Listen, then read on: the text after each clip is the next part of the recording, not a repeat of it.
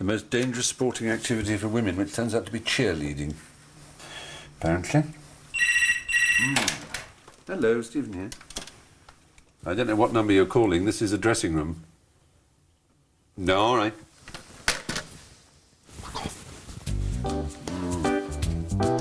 It's all the same old gang. Jamie, how are you, my darling? How nice to see you. My you again. You're Manic Depressive? Yeah. Oh, sorry, I didn't know. That's all right. No, that's all right. Oh, that's all right. There's another me behind this public mask that is joshing and being amusing and trying to entertain. And sometimes it's a very miserable and despairing one, because I'm thinking, oh, God, when's this going to be over? Sophocles and Socrates, the ancient Greeks that you and I talk about every day. There are times when I so hate myself, and I'm actually kind of sobbing and kind of tearing at the walls inside my own brain, while my mouth is, wittering away in some amusing fashion, ho-ho, about whatever it is. There wouldn't be television. Without television, you are nothing. I know that better than anyone. I always have voices in my head saying what a useless bastard I am, but the voice is my own. It is my own voice just telling me what a worthless lump of shit I am. Are you surprised that I feel like that? I no longer am, because I know that it's the result of my illness. I have a disease of the brain that I share with 4 million others in the UK. It can be a serious condition.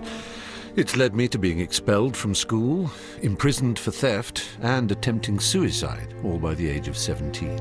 Please welcome your host for the evening, Mr. Stephen Fry. It's tormented me all my life with the deepest of depressions, while giving me the energy and creativity that perhaps has made my career. It's called bipolarity, or manic depression. Until now, I've tried to cope with it largely by ignoring it. But I'm not so sure that that's been wise. I want to know how severe my condition is, so I've taken part in the world's largest study of bipolarity, which happens to be in Cardiff. The results have shocked me. A 0 on that scale is somebody who has absolutely no features of being bipolar at all. From what you've told me, you would score probably about 70. You fit well into the realm of people who have, full-blown manic episodes. It's clear I have bipolarity more severely than I believed, so I've decided to think again about possible treatments, investigate what's now available, and decide if I have to change my life dramatically.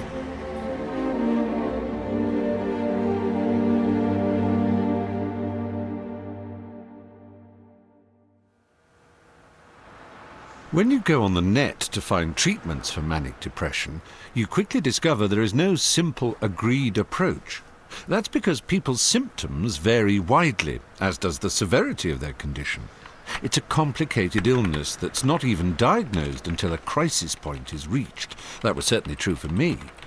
I lived most of my life with it, unaware of what I had. Then, 11 years ago, my crisis happened. My life fell apart after, I suppose, years of success. I'd just started a run in a new play in the West End. Reviews of my performance were critical. I suppose I was unhappy with my own performance. I clearly wrote that I'd felt a failure as an actor, and I think I did, but I don't think one bad performance in a series of not very good reviews, which were never savage, would be enough to make me escape life, or try and kill myself for that matter. So there obviously was something else deeply amiss inside, some terrible feeling that it all had to stop. So did I give off any signs that I was in turmoil? One person who might have noticed is an old friend. I went to his party just 3 days into the play's run. You don't remember what mood I was in at that time, do you? No, I don't remember you actually being anything but your usual debonair self at the party. Yeah. I don't remember reading that many reviews of the play, to be honest. And I don't know that it was entirely that. I did feel that I'd failed in it, I think. But I felt that I'd failed in absolutely everything. I'd failed in my entire existence. And it's odd how one doesn't give off any signals of that. No. Well, I don't think you did. No. Because all I remember at the party was people delighted to see you, as always, because you had not seemed incredibly out of sorts. Have I ever come across as a troubled soul? No. You're somebody who has a strong consciousness of your social obligations.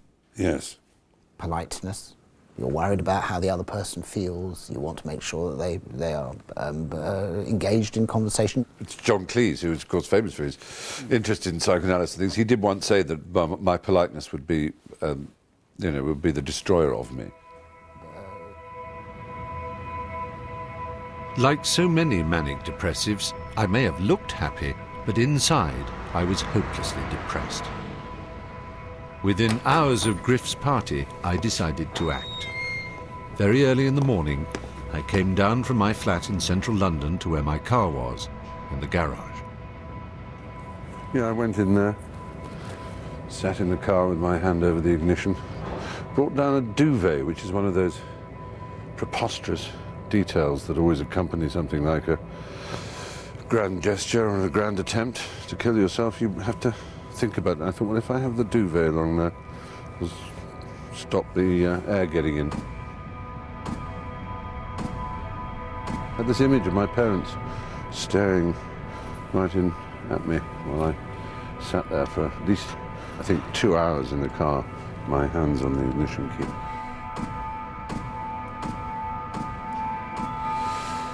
And so I decided not to do it.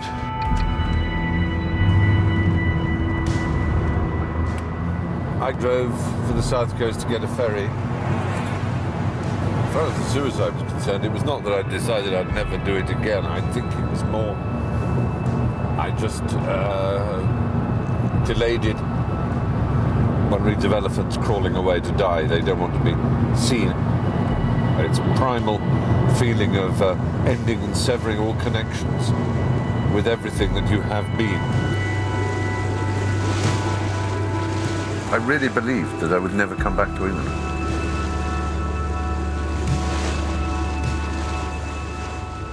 I had it in my head, northern Germany or Denmark. I'd get a huge, thick white pullover and a pipe and sit in a stone cottage and offer to give English lessons and learn to mend nets. I don't know what it was, a bizarre fantasy. The actor Stephen Fry, who disappeared after walking out on a West End play, has apparently been spotted heading for France on a cross-channel ferry.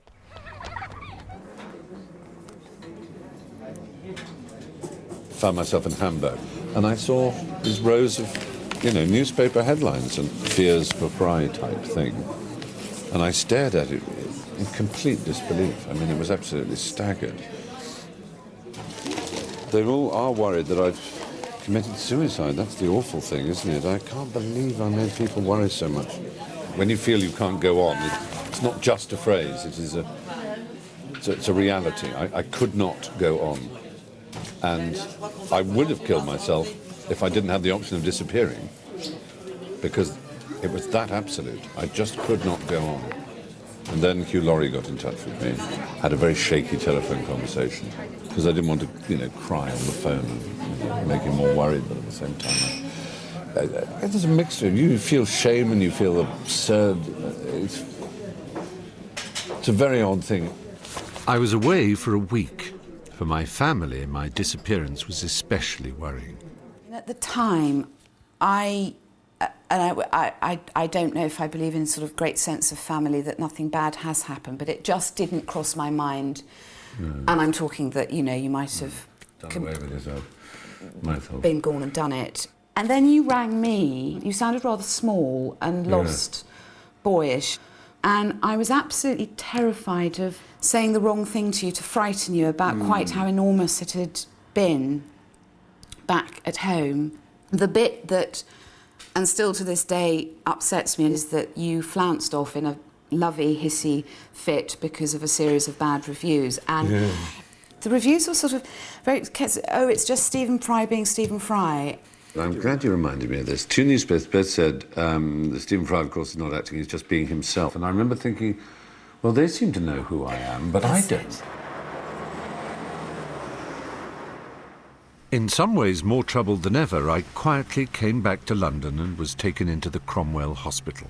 I spent 3 weeks here, and at the age of 37, a psychiatrist for the first time gave me a diagnosis of bipolar disorder.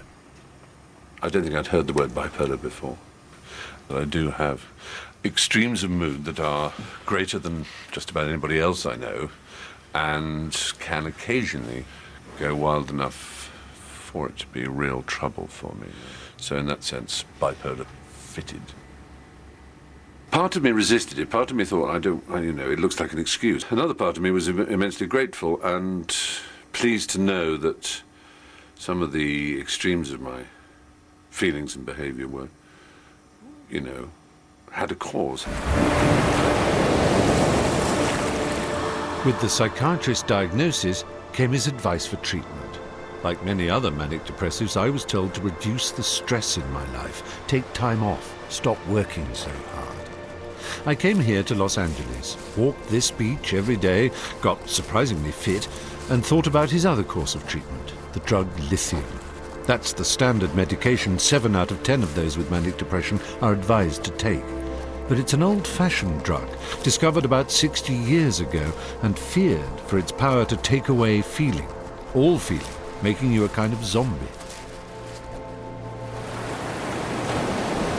I refused his offer and have never taken it. In fact, I've never been on any medication since that first diagnosis.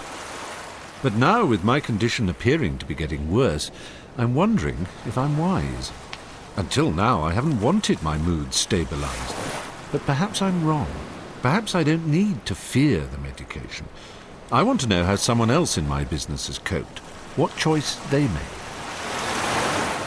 Now living in London, Richard Dreyfuss has spent most of his life battling bipolarity. As with me, it's led him into all kinds of scrapes. Like me, he eased the pain of his mood swings with street drugs and alcohol. Unlike me, he was willing to take what the doctors prescribed. Has that been the right choice? In every conversation, sooner or later, I get up like this. And we're gonna do this, and we're gonna go here, and... I've recognized that at certain times my behavior has been capable of being off-putting, perhaps. I had screamed in faces of people who didn't deserve it. I had been, drunk and unruly and loud and awful, and I got into a car one night and I flipped the car. Last October, Dreyfuss wrecked his car in Beverly Hills. I was arrested, it was all public, everyone knew about it. That's when I said to my doctor, you got to test me out. There's something wrong with me that I would be behaving this way. So you're on a pharmaceutical regime. Can you tell us what you take? It's different things. It's things having to deal with manic depression and ADD and concentration and sleep and anxiety, and lithium. Lithium was the very first thing I took for many, many years. And now, 23 years later, I am just about not taking lithium. I mean, there are those who are very afraid of lithium because they think of it as some kind of pharmacological zombie drug. Did you find that when you took it? With lithium, I remember driving down Mulholland Drive one night, and all of a sudden, I was aware, after 10 days of taking it, that I had letterboxed, that I could feel this. It was an absolutely non-claustrophobic experience that took the top and bottom and said you could live here. And I was very happy to do so. I married with it. I had children by it. Reclaimed a career, if you want to put it that way. Bring it on the barrel! I'm coming around again!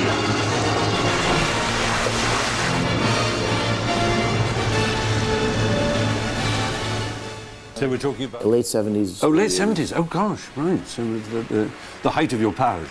Richard Dreyfuss in The Goodbye Girl was named the best actor. I changed dramatically. I said to my doctor once, I have become a person I admire in the last few years. I have wept more. I have said I'm sorry more. I have succeeded in endeavors that were impossible and blah, blah, blah, blah, blah, and I could not have done that without this courage.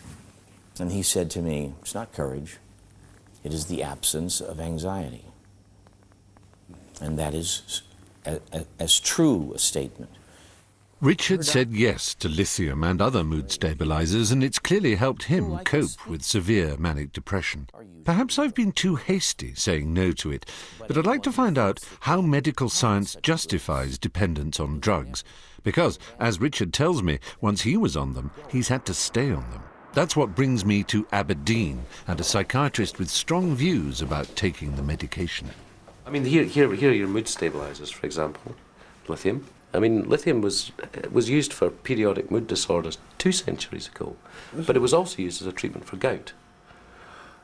And it was believed to have health-giving properties. Yeah. It tastes salty, but it's not a good idea to sprinkle it on your food if you... It's dangerous, it's toxic. It's toxic. Yes, for the kidneys and for various other things, isn't it? It's not particularly healthy. That's the reason why, when folks are taking lithium, they have to have regular blood tests. So those who say, "Oh, lithium is a zombie pill," it's a kind of chemical pharmaceutical lobotomy. This kind of idea to you is nonsense. As many patients report cognitive dulling with many medicines in psychiatry. And that's particularly true in folks being treated with bipolar disorder. And some of that dulling of cognitive performance might not be due to the medicine at all, but might be a property of the illness.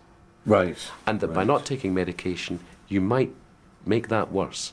The danger is that folks, and we know this is the case, that many patients with bipolar disorder just don't take the medicine. Colleagues in Edinburgh looked at what happened when folks gave up their lithium, and they showed that not only did patients relapse, as you might expect some of them to do, but some of them relapsed a lot faster than the pattern of their illness before they'd started lithium. I mean, for example, if someone stops and starts lithium, you will have more episodes of mania than you would have had you never taken it at all.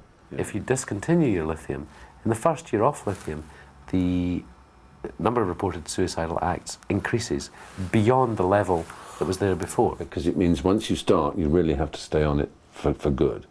Or in the longer term. Yeah. I clearly look preoccupied coming away from seeing Professor Reed, but it isn't because I'm worrying about his message, take medication and stay on it. It's because for the last few days, I've been feeling increasingly depressed. Very sort of black stage at the moment, and would love to be somewhere else other than here, frankly. I'm fully aware I'm a very awful person to be with. I find it difficult to meet people's eyes. I find it very difficult to connect to people. I find it very... I just want to be alone, frankly. I'm just praying that it'll pass, basically, because it's fucking irritating, and I hate myself for it. I mean, I've never thought that I hear voices, but I do have a voice telling me I'm a complete cunt all the time in my head. Usually when I feel like this, I hide away. I can't this time. For me, that numbing kind of depression comes 3 to 4 times a year and lasts a week to 10 days. I spend the time in the house, staring at the ceiling, still afraid to take antidepressants or mood stabilizers like lithium. So as you can see, I'm still very much in the grip of mood swings, but also still more afraid of the medication than the illness. Surprising as it might seem, this is a common reaction among manic depressives. A couple of years ago, I read a newspaper article by the parents of a 27-year-old girl called Zoe Schwartz. I wanted to talk to them about what was in Zoe's mind during her last depression. And it was 7 o'clock, she hadn't come, and I said, let's ring the police after supper. I remember at 7:45, the police came. In a flash, I knew what had happened. She went up to the end of the platform and she jumped very high. And the train driver then said, you know, it hit me at face level. She'd had it all planned. Zoe was 27 when she killed herself. She was beautiful, articulate, very bright, with a master's degree from the London School of Economics. But she'd also spent almost 10 years trying to hide the symptoms of an illness that had already led to suicide attempts. Hello. Hello. Love you, Dad. Looking back on it now, what I know, and I do realise she was going up and down. But she hid it from everyone. She would never accept it, she would never admit it to herself, and had she admitted it, maybe she could have been helped. This issue of people refusing to accept that they have it is a particularly difficult one. And did she imagine, was it pride in a way? That's what her best friend said. The week after she died, her best friend came, we were all together, and she said it was her pride killed her. And she was writing in her diaries, all of which I found after her death, about these panic attacks, about these terrible fears she had, which she just hid from, presumably, herself, to some extent, because she never talks in the diaries about being mentally ill, she just talks about fear. Yeah. But she hid it from everybody. Despite the front Zoe put up, a breakdown eventually led to a diagnosis. She was presented with drugs to stabilise her moods. She resisted them. She used in her diaries the phrase, I don't want to be one of the lithium generation. It's a very modern phenomenon that Zoe was cut out to be a success. Her friends were successful. She had some very close friends from school. They were all successful in their way, and she was desperate to be a success. And the idea that she would be a basket case for all her life, that she would be taking lithium to bring her down, to sedate her, she could not accept that. Went into the hospital for a few days, and then she walked out. She hated it. She hated the people on lithium, hated it.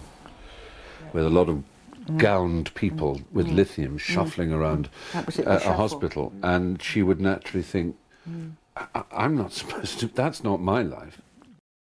That dread seems to have propelled Zoe to her death. She talked to the psychiatrist who came to see her every week or every 2 weeks, and she told him she wanted to kill herself. She died on Tuesday at 20 minutes past 12.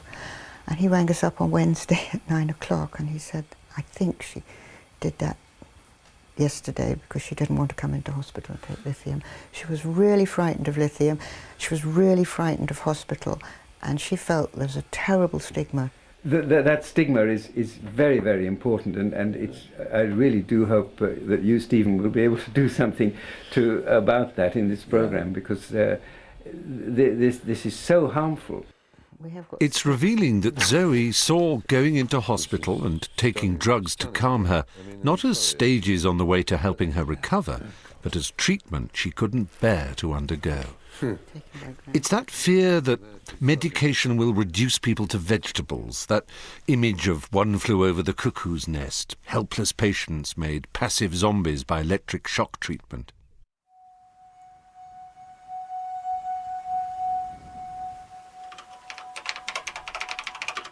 And yet, to my surprise, when I was in Los Angeles recently, I learned that ECT, electroconvulsive therapy, is actually still used in the treatment of manic depression.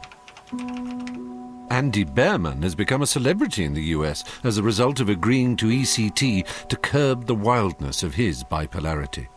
I've never met someone who's been given electric shocks, 19 courses of convulsion. It's an extraordinary thing, and I'd just love to know what that's like and whether it worked for him. So the next day I was in the hospital at 6 a.m. I was laying on a gurney, wheeled into a room. They connected the electrodes, they put the bite block in my mouth. Well, it was scary the first day, but... So I woke up in recovery and I had no idea where I was, except I knew I felt great. Oh, you did? Yeah. I was confused. My memory was a little shot. Yeah, short-term memory loss is supposed to be... Yeah, and if doctors tell you it's not real, they're lying. Mine was pretty long-term. But you did feel better? I felt like the concrete in my brain had been kind of liquefied and just shot through. And then my doctor said, you know what, we need to do maintenance therapy. I said, okay, how many treatments do I need? He said, hey, 20, 30, 40, 50, 60, however many you need. I'm interested in how Andy ended up being given such extreme treatment. His background was a respectable, middle-class Jewish family. But by his late teens and 20s, he was living out a truly manic existence. You were cute and you had blue eyes, and so you got a job as a dancer, male dancer. Stripper is the word, in fact. Whore.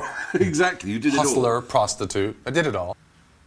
That kind of all ended, and then, because you have to understand how the mind works, the manic mind, okay, what am I going to do next? Wait, maybe I should go to law school. Maybe I should go to medical school. No, that doesn't work. My sister's interested in public relations. Let's go into business together. We're making $3-4 million. Out of control. And then I realized, this isn't what I want to do. I want to be a writer. No, I desperately need to be an art dealer. And then we're doing $10 million a year. But then I take it another step further.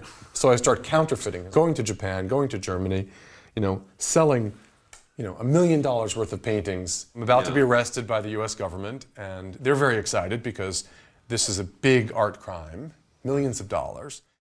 Over 10 years of crazy behaviour, but it was only when Andy went to prison that he was at last diagnosed as manic depressive. By this time, aged 30, he had already been on all kinds of medication, including lithium. They hadn't worked, so he was given the last resort, ECT. The treatment changed not just his mind, but his life. So I wrote this article for the New York Times Magazine called Electro Boy, because a nurse had called me Electro Boy in the hospital. And it was just a story, an 820-word story, about my experience with ECT. And then I'd have to say, from that point on in my life, nothing went wrong. Andy's article became a best-selling book that was then optioned for a film. Suddenly, the whole world knew Electro Boy. ElectroBoy.com, Fighting Depression and Bipolar Disorder. All my closest friends have read your book and love it since they understand me slightly better now. I am 22 now and still suffering in bliss and agony. Bliss and agony. That's a good phrase, yeah. 20% of people with bipolar disorder kill themselves. 40% never were able to function well enough and end up living with their families. Another 20% don't function at the level that they were ever going to be able to function at, and work as clerks or cashiers or things like that. And 20% somehow stabilize, recover, and just go on to lead extremely productive lives. So do you think it's Andy Behrman who beat bipolar, or the doctors who found the cocktails? Or no, it's me who beat bipolar in tandem with a doctor that I saw for 10 years. I think I came around because after 19 rounds of electroshock therapy and 37 different medications, she said, "You're on your own, you can do it. Yeah. You're on your own, you can do it." Oh, you're beautiful. This is Stephen. You're going to read your daddy's book one day and you're going to wonder. She has an Electro Baby t-shirt. For Andy, the treatment worked, but I still can't imagine feeling so bad that I would agree to electrodes being attached to my temples. But I was genuinely surprised to learn, when I was talking to a British psychiatrist, that ECT is still used on about 5% of patients, and for those with severe depression, it works better than any existing drug. It's only the terrifying images of when it was used in the early days, without anaesthetics and muscle relaxants, that ensure the stigma around ECT remains. The same stigma surrounds mental hospitals and psychiatric wards in the treatment of manic depression. About 7 out of 10 manic depressives will have to enter hospital when they have a severe episode. They'll go either voluntarily or under what's called a sectioning order. Sectioning sounds to me just as dark and controlling as ECT, so I went to a psychiatric ward in East London to see if my fears were justified. It might sound silly, but I think that's probably one of the most powerful pieces of paper in the country. Really? I'm not joking. That's a section. That's a section paper. This is a section. You know that phrase, "you should be certified"? He's certifiable. Yeah. That is the process of certification. In modern day language, basically, I'm licensed under Section 12 of the 1983 Mental Health Act to detain someone for the protection of their health, their safety, and increasingly in this risk-crazy world of ours, the safety of others. That's all important. Yeah. And 2 doctors and a social worker can complete this form, and this form will forbid someone from inheriting a will, leaving the country, applying for a passport, instructing a solicitor, voting. I'm not joking. You are not a citizen, technically, in the eyes of the law, once you're under this. This one says assessment. Now, this is a kind of getting to know you kind of section. Right. I mean, this section, section 2, notice it's got nothing about treatment. You can treat if you need to. But the essence of this is assessment. In other words, you've got 28 days to get to know them, to get to know why they've come to you, what their biological rhythms are like, their eating, their sleeping, their thinking, their feeling, what's been happening to them in the last few months. In other words, how did it all come to this? Welcome to Tube Ward. This is an acute adult open Open ward, Yeah, right. No locks on the doors here where people can come and go. Depending upon their legal status, of course. And this is pretty much it. It's a mixed ward, 16 beds. Every single patient has a room of their own. This is the modern equivalent of the Victorian asylum. Well, it's like a student's, you know, kind of JCR type thing. It's got a bar football and a television and institutional-ish sofas, but... What is perhaps unlike a student is the kind of stuff that goes on in here. I mean, you wouldn't believe it, but these walls see more than their fair share of shrieking and despair in their time than most walls do. I've never been inside a psychiatric ward before, so that was rather reassuring. But it must still be a harrowing moment for the family and friends of a manic depressive when they feel they have to put a loved one inside. An old friend spent years as a psychiatric nurse watching that struggle. Did you regard it as a very serious step to section people? Oh, I think it's a hugely serious step to section people. Obviously, the vast majority of people who are hypermanic or in a manic phase of a bipolar illness, what they don't have is insight into their illness and behaviour.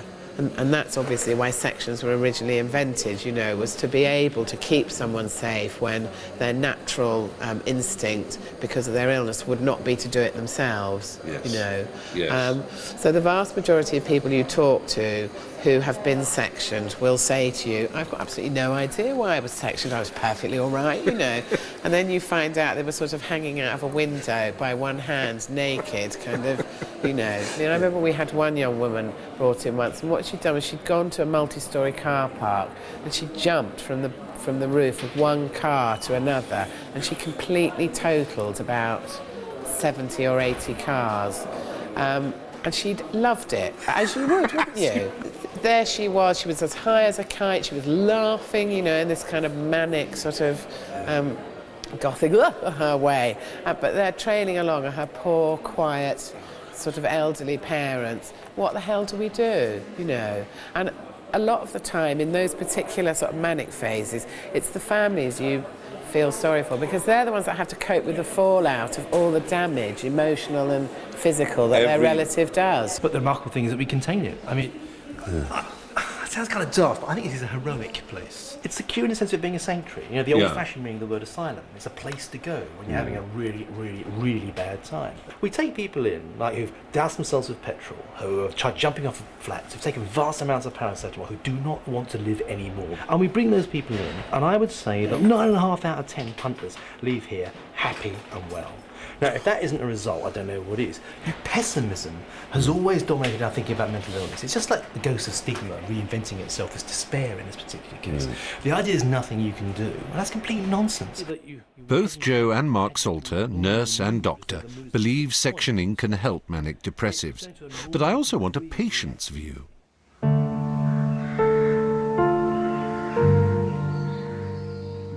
Bethlehem Psychiatric Hospital in London gave the world the word Bedlam, the place for lunatics. Liz Miller knows this place well. She was sectioned here twice when her mania went out of control. Does she think being locked up with other mentally ill people helped her to recover?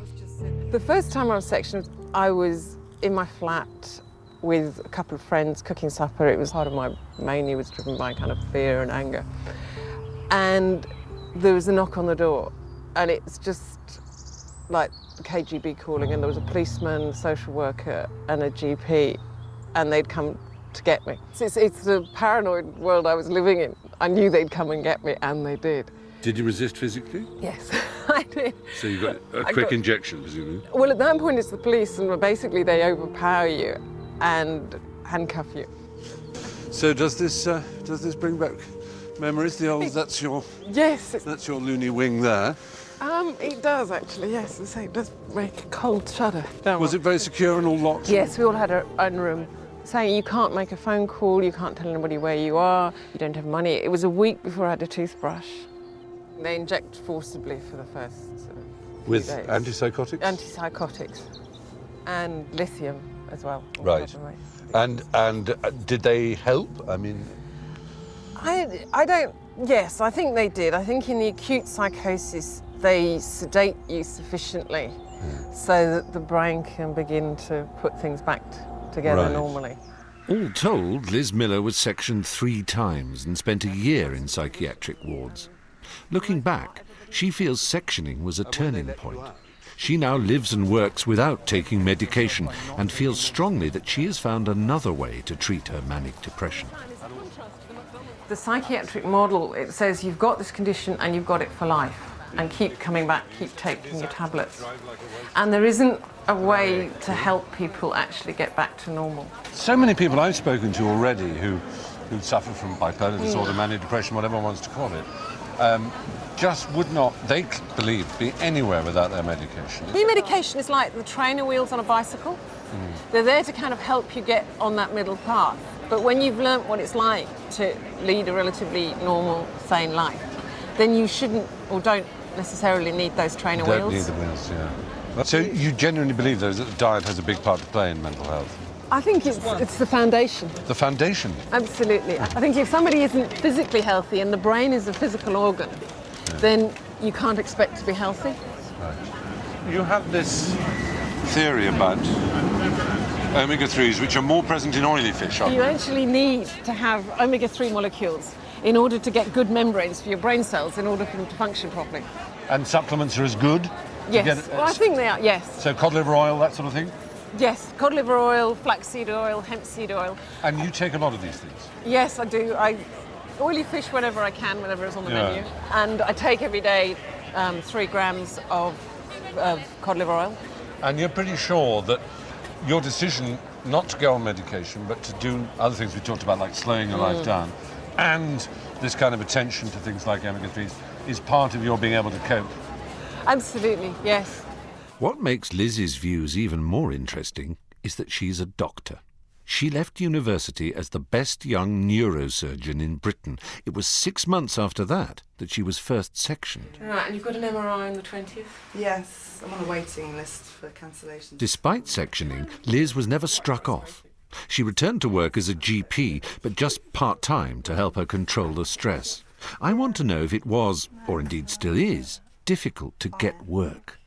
It's difficult to know. We've a long way to go till mental health is just accepted as part of every day, part of the rich tapestry of life. Certainly a few years ago I would have said definitely that one wouldn't get the job. Have you ever actually held back details on your past? I have. Certainly in the early days I lied unscrupulously and I recommended other people to lie. The situation's changed in the last 5-6 years, and because of the Disability Discrimination Act, Disability Discrimination actually makes it unfair to discriminate against someone on the grounds of mental health problems. And the practice that I was working in general practice, it's almost like I'm their token loon. I'm their proof that they have a modern approach to medical care.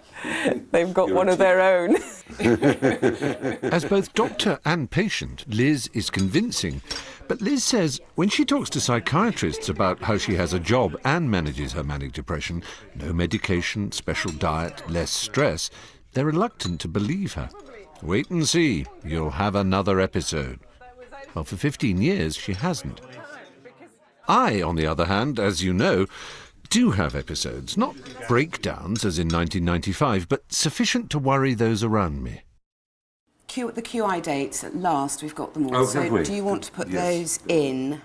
My sister Jo helps look after my work schedule, admittedly one that would horrify Liz Miller. But I can't seem to live life part-time. I have to work hard, even at the cost to my family. Then prepare to scream, probably the heaviest, 15, 16 and 17. Bloody hell. I know. I can't go to New York on Friday, and I could go on Saturday and Sunday and come back on Tuesday, couldn't I?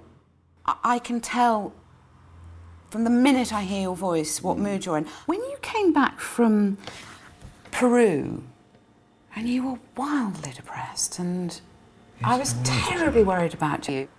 You just took to your bed for... You were black. Yeah.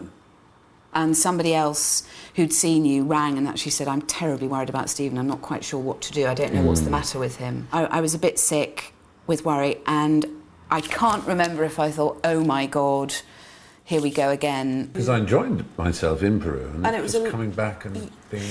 There have been times when I've been worried about you, especially when you've been away And I've just rather hated that sort of hotel room coming back on your own.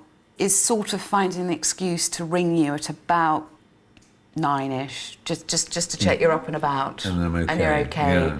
And feeling slightly sick until I speak to you. Yeah. I'm quite dispirited that my condition continues to be such a worry to those around me. Yes. And nothing on the Tuesday.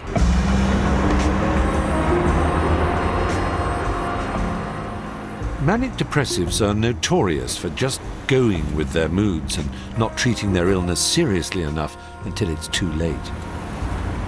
Ellie Oakes was a director of finance at B&Q, a high flyer, but she also had manic depression, except she wouldn't admit it, not to anyone, not even herself. As a result, Ellie took no medication. Her symptoms got worse, and eventually she lost her job, her marriage, and nearly her children. I want to see her because of the individual way she's turned her life around. With an accountant's eye for spreadsheets, she began to keep a mood diary. See, when I first did this graph, I was surprised that it looked like this, because I just kind of take each one as it comes. I don't think about it. You rate from 0 to 3 your mania, and from 0 to -3 your depression. So 0 is, as it were, a stable mood. And the highest it goes to is 2, I notice. It peaks at 2. 3 you would regard as unmanageable, as dangerous? Complete dangerous, I think. Yeah, I mean, dangerous to myself, yeah. And to the happiness of the family, absolutely. And to the peace and everything else. What Ellie means is when high, she loves to spend and spend, forgets what she's left burning on the cooker, sleeps 4 hours a night for 8 weeks, and has the energy to update her new company website at 3 in the morning. But when she's done, she can't get out of bed. A lot of sleep, so we're getting up to 17 hours a day. And I just have to. I can't do anything about it. 17 hours a day. Yeah, I mean, it's pretty bad. The cat would be proud of that. Yeah, absolutely. No wonder partner Paul takes a close interest in how her moods are developing. And when she's being creative and it bubbles just into the 1 out of 3 of that scale, then it's manageable. If it starts going above that, then we intervene. Right. With drugs, with medication? With medication, or initially we'll say, right, okay, stop, start stepping back, start relaxing, start working less hours. And sometimes it works. Sometimes you can actually take the illness and work with it so it doesn't get any higher. And is she sometimes resistant? Is she enjoying the mania so much she doesn't want to? Yes. And sometimes well, look, I need you to take that tablet just so it doesn't go too high, can be a threat. I don't want to take it. And then you have to have the argument. When we think of mental health, we think of, men in white coats. Has it ever come close to that? We've reached a situation where we've accepted we couldn't cope at home. And Ellie had to go into hospital. There was no chance of her getting well on her own without support and specialist support. So at that stage, had to go into hospital. Yeah. And that was, at that stage, for 10 weeks. Wow. How long ago was that? That was 2 years. 2 years ago. So the children were all, aware that Mum was ill. Yes. And how did you explain it to them? Mum is ill, she has to go into hospital, and the children would say, why? It's difficult being a mummy sometimes because you feel guilty about it. And you feel like you should be, you should be normal and be sensible and responsible and sleep like 8 hours a day. You can be sensible and you are normal. Right, okay. Exactly. Part of you. I couldn't imagine you without it. How many mums do you see drawing pictures, painting, bead making, jumping up and down, running around, making jokes? When I'm in those times when I have ideas and I want to do things, they don't get fed up with it. It's like someone's got a special voice. That's a gift. This is just like a special voice, but better. Ah. All personalities are balanced out by something. Yeah. And Mum's just happens to be that her creativity is balanced out by her going to sleep. Yeah. Does it touch you that they think you've got a gift? I can't describe what that feels like. I just...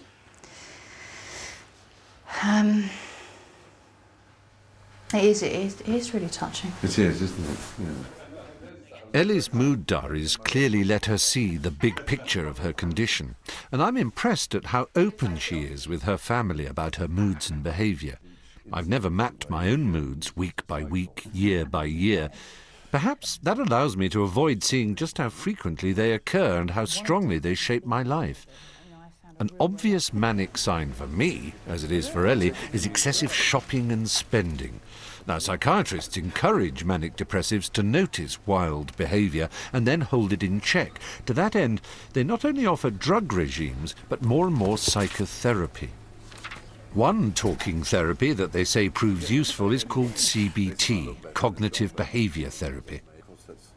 It emphasises changing how we think about what we're doing. I've never tried it, but I've often worried about how I shop when I'm manic, so I've asked Jan Scott, an expert in CBT, to come and try to help me keep things under control. I've probably got about 9 digital cameras. How many pictures do I take? None. Absolutely none. And you see now, here we've got sat-navs. How many of those have you got? I've got about 5 sat-navs. Digital DVD projector. That's an interesting thing to have, don't you think? What people always tell us is it's that it is driven. It's almost like an addiction, that they don't feel able to stop it. I think I have 12 computers. I must have something between 14 and 20 iPods. I know a fair number of people are in for toys for the boys, but they don't have 14 iPods. They don't have 13 computers. I tell you what it is. What you've discovered is that I'm insane. I'm actually mad. Good to see you. I'm really well. How are you? Oh, have you got the new Mac Mini? Yes, I'd love to. That's fantastic. People do it, and they feel even more stimulated, more excited about it, and it feeds into this desperate, vicious cycle. And so one of the things we try and do with people is to recognise it absolutely right at the start of when they're becoming hypomanic. I don't want to be a killjoy here. Yeah. Is this because you really want this? No, this is really practical and sensible, believe me. Yeah? This is brilliant. Because you've only got 12 at home. Yeah, but I know what you mean. But you see, I'm beginning to sweat now. No. Could you stop yourself? Probably wouldn't. I mean, in the mid-80s, I had 11 motor cars. It is my treat, and I'm aware that even if it were irrational, the fact is I work so fucking hard that this is the few moments of pleasure I get. Supposing somebody turned around and said, look, this is going to cause trouble if you do this. If you go home with this today, you know, it's going to be a bit of a fight on. I would stab them in the throat with a pencil. Way, hey! You didn't stop me, did you? Well, we can't stop here. There must be somewhere else to shop.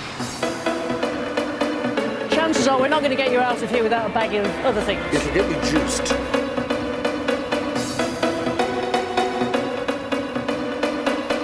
I've got it on record. Yeah. I've got it twice on LPs, CD. the CD. And I've got it, of course, on You've got it various on your iPods. iPod, if you could only find it. But you're more Very jolly. Yeah, I'm very, very alive. And now happy. you're actually into not just one thing, we're going to buy 2 or 3 things. And yeah. Can't we? Is that bad? This I really have to get. When I go into a shop, I can come out £10,000 poorer like that. I haven't got this one. Don't do it. Are you sure? There are certain things I look for, which I'm just always praying will arrive. One is a box set of Preston Sturgis movies. Mm-hmm. Very hard to get. Palm Beach Story. So they're not likely to have them on display. They're more likely to have to order them. If they order them, I'm not going to bother. I can't order them and then come back in a week later. It's got to be there. It's got to be there. It's got to be in front of you. I know I'm mad, aren't I? This is a hunt, right? Yeah. Now, a man goes out of the village with a spear, looking for the gazelle or the kudu or whatever, you know, the antelope, whatever he's going to spear and bring home. Now, you don't get to a hunt and have a little sign saying there are no gazelles in the jungle today. Please book one and come back hunting tomorrow. You've got to have the joy of the kill. This is my jungle. This is where I go out and forage. So, and if it's and it's the hunt is all, and the smell of it in your nostrils, and if it's just someone tapping the keyboard and saying come back in a week, well, DVDs is another one. If there's any film that's come out, I have to have its DVD. Even films that I know I'm just going to loathe. Spider-Man 1 and Spider-Man 2, the chance of me watching them are extremely remote. See, I've got all these, but I had to buy it. You're looking at me with narrowed eyes. No, God, you're so cruel. You are just so mean. I can't believe you. We found it. The delivery of the thing that you really wanted may release the endorphins at the time, but there's a big down afterwards. There's a crash. Do you feel guilty afterwards? Yeah, there is a feeling of guilt and squalor. You know, it's like squalor. Unlike in analysis where you might be trying to look at subconscious processors. You're actually trying to look at the thoughts that people have that are very prominent in their mind, and you can use that to look at how that influences their mood and their behaviours. You'd want to help people identify the risks of when they become a bit disinhibited and how they could handle that. Can you reduce the risks in a behavioural way? Can you change people's behaviours? Jan tries hard with me, but I've had years of practice. Will I undergo a course of cognitive behaviour therapy? Not yet.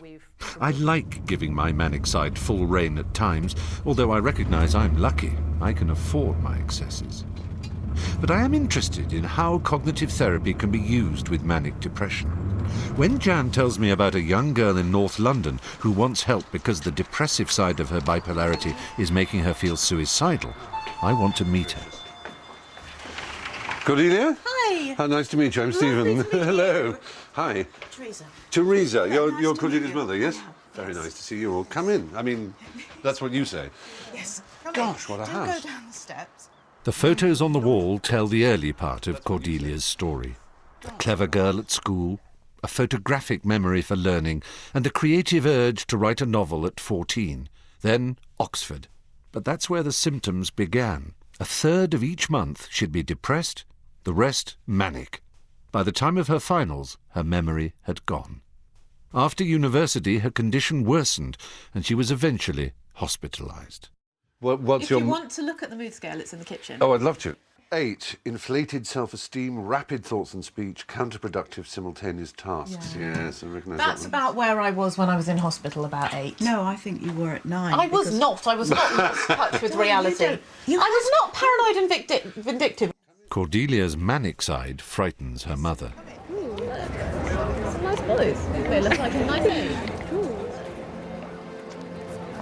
Every time I go to the station to meet her, I remember the night that she didn't come home. I met every train, every hour, just hoping and hoping that she'd be walking down the steps, and she wasn't. She'd just allowed herself to get picked up by somebody in a bar, or she'd picked him up and she'd just gone back with a stranger for the night. Cordelia seems to be drawn to people who I wouldn't expect her to be drawn to, let's say. When I think that she's getting a bit dangerous, I just don't let her out. Right. Or I go out with her. It's going to get worse. This is the thing, Stephen. I am not going to be a lawyer or a doctor or something with my illness. I'm working part-time as an assistant at a literary agency. I've been an assistant for 4 years, and I'm doing a part-time MA. I cannot work full-time. She depends on us for absolutely everything. Do you seriously think then she can't cope without you? I know she can't.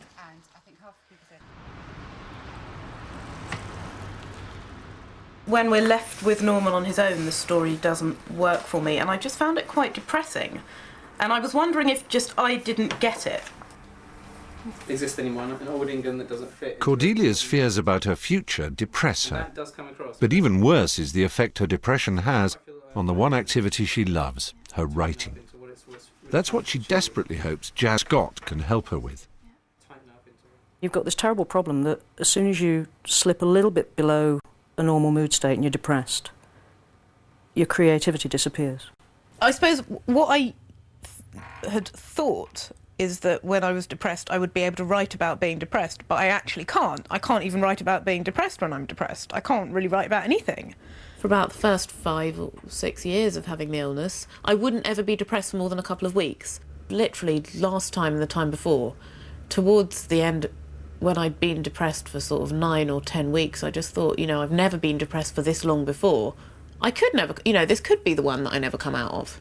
I'm never going to be able to write again. I'm never going to be able to, go out and socialise again. I'm never going to be able to really do anything again. I mean, what does it say about you if you can't write?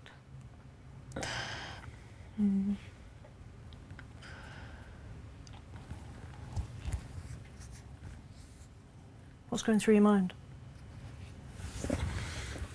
Can you say it?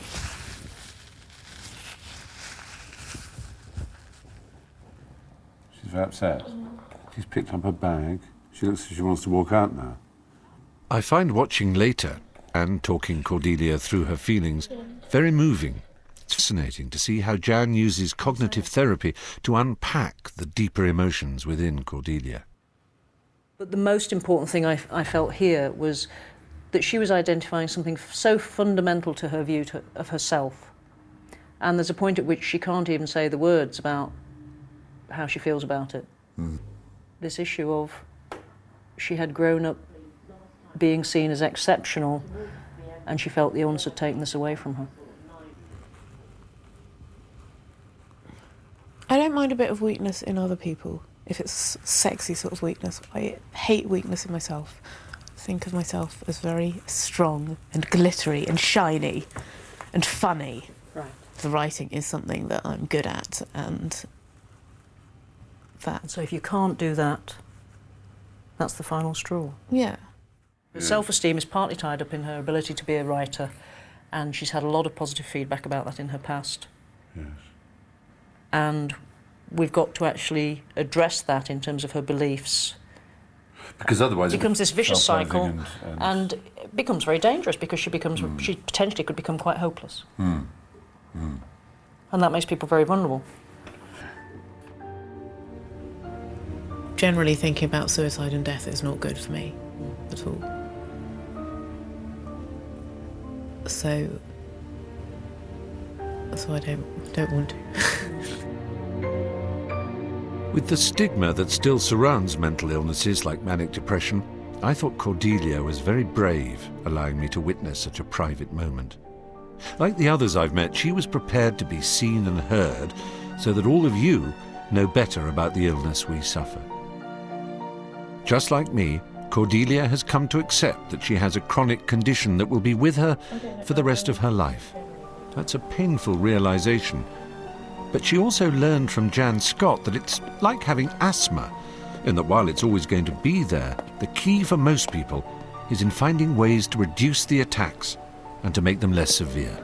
That's where treatment comes in. Cordelia accepts it, but what about me? After all I've seen and heard, I'm still unsure. I feel reluctant to embrace a life on medication, but I do fear the intensity of my moods and where they can lead. And to say I don't want to kill myself, I wouldn't mind dying. It's a terrible thing to say. And I hear myself and I think, oh my God, my mother's going to hear me say that. And I think, how awful, Stephen, what do you mean you wouldn't mind dying? That's a terrible thing to say. And all those who love me would say, what an awful thing to say. But a lot of them would say, yeah, I know that feeling too. And yet, as with all bipolars, there is this other side. I love my condition too. It's infuriating, I know, but I do get a huge buzz out of the manic side. I rely on it to give my life a sense of adventure, and I think most of the good about me has developed as a result of my mood swings. In this journey, I asked many of my fellow manic depressives how they balance this contradiction. I asked them if they could press a button to release them from their bipolarity, would they do so? Most, despite traumatic moments in their life, said no. So after all this, what would I do? I wouldn't press the button and live a normal life, not for all the tea in China.